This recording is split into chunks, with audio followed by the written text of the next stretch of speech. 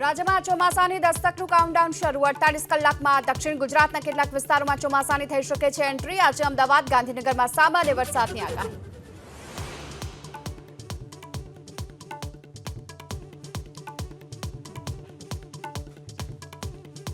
અમદાવાદમાં ઇમરાન ખેડાવાલા ધારાસભ્ય જેમના પરિવારજનોને મળી ધમકી, મકાનના બાંધકામને લઈ પાડોશીએ ધમકી આપ્યાનો આરોપ।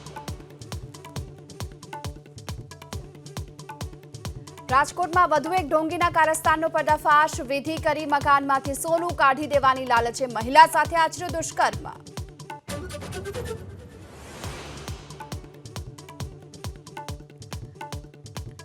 ઓડિશામાં સરકારની રચનાને લઈ ભાજપમાં કવાયત તેજ, ગિરીશચંદ્ર મુર્મુ બની શકે છે ઓડિશાના નવા મુખ્યમંત્રી।